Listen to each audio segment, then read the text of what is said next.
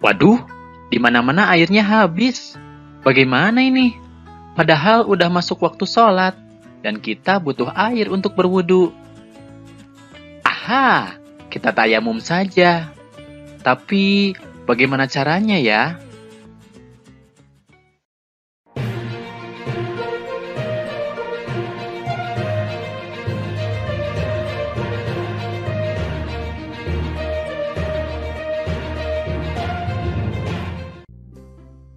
Assalamualaikum warahmatullahi wabarakatuh. Hai adik-adik semuanya, bagaimana kabarnya hari ini? Semoga kita semuanya masih dalam keadaan sehat walafiat. Sebelum memulai video pembelajarannya, marilah kita awali dengan membaca basmalah bersama-sama.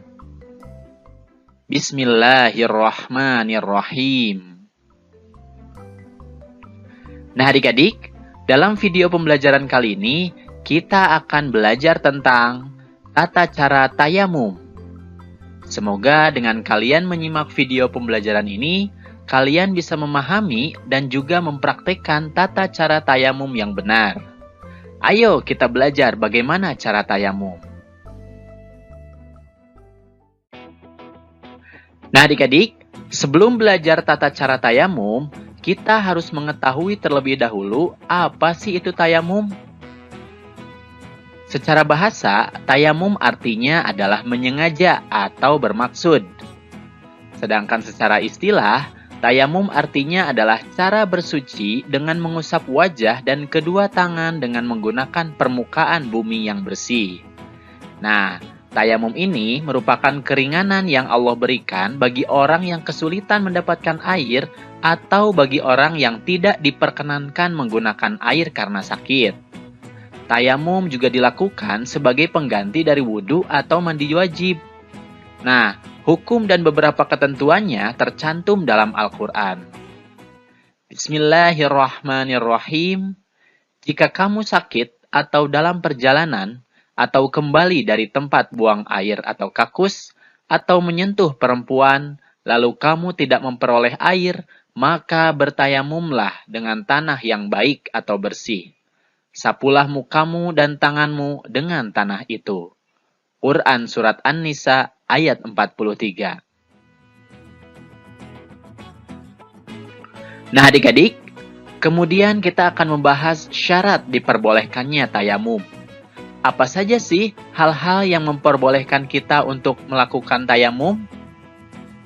Yang pertama adalah telah masuk waktu sholat. Ketika seseorang hendak melaksanakan sholat zuhur misalnya, maka dia hanya boleh melaksanakan tayamum ketika sudah masuk waktu zuhur. Jika belum, tayamum yang dilakukan tidak sah meskipun cara yang dilakukannya sudah benar. Kemudian yang kedua adalah tidak ada air.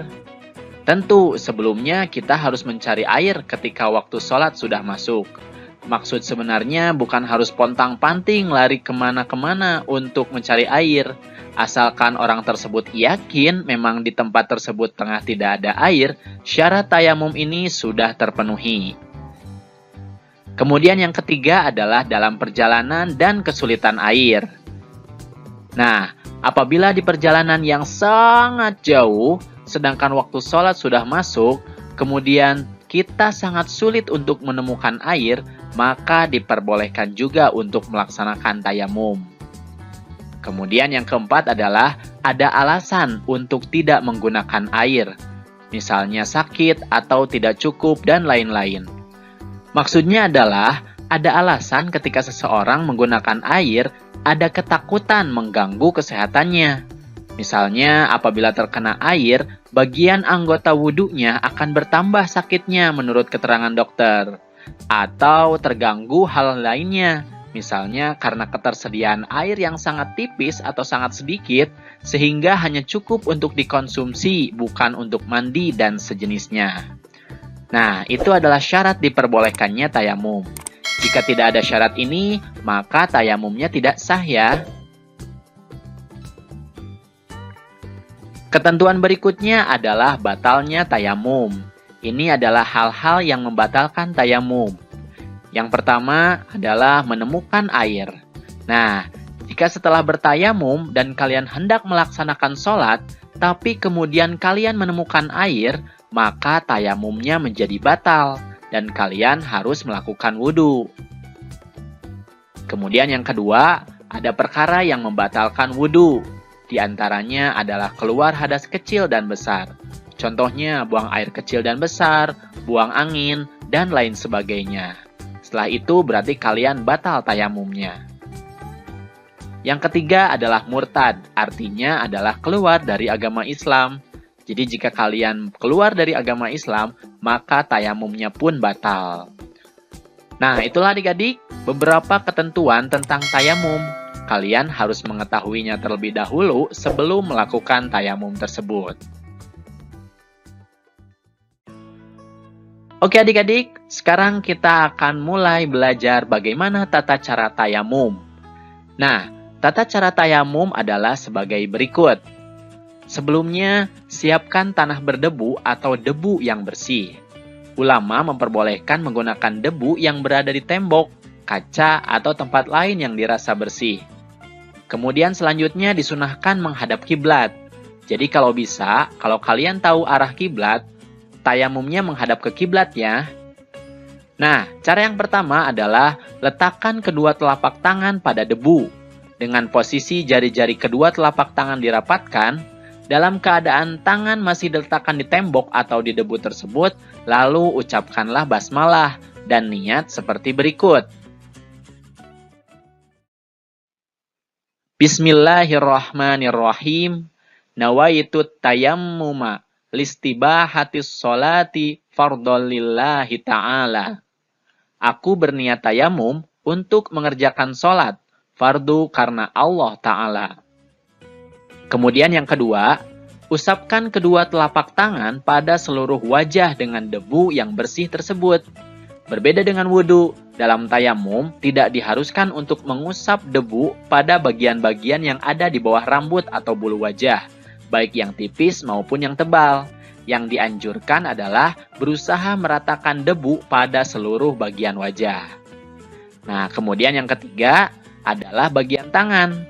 Sementara lepaskan cincinnya dulu ya jika ada di jari. Nah, cara untuk mengusap bagian tangan adalah letakkan kembali telapak tangan pada debu. Kali ini jari-jari tangannya direnggangkan. Lalu usapkan debu kepada tangan kanan menggunakan tangan kiri. Caranya adalah usap punggung tangan kanan hingga ke siku. Kemudian tangan kanan diputar untuk diusapkan juga sisi lengan kanan yang lainnya, hingga dipertemukan kembali jempol kiri mengusap jempol kanan. Lakukan hal yang sama pada tangan kiri seperti tadi. Jangan lupa untuk usap-usapkan di antara sela-sela jarinya ya. Nah, setelah tayamum dianjurkan juga untuk membaca doa bersuci, seperti halnya doa setelah berwudu. Asyhadu alla ilaha illallah wahdahu la syarikalah. Wa asyhadu anna Muhammadan abduhu wa rasuluh. Allahumma ja'alni minat tawwabin waj'alni minal mutatahhirin waj'alni min ibadikas sholihin. Nah, itulah adik-adik tata cara bertayamum. Semoga kalian bisa memahaminya dan juga bisa mempraktekannya ya jika kalian akan melaksanakan tayamum. Itu saja video pembelajaran yang bisa kakak sampaikan. Terima kasih atas perhatiannya dan mohon maaf apabila ada kesalahan. Jangan lupa like, komen, dan subscribe video ini. Kemudian aktifkan tanda loncengnya supaya kalian mendapatkan informasi dari video-video yang terbaru. Billahi taufiq wal hidayah. Wassalamualaikum warahmatullahi wabarakatuh.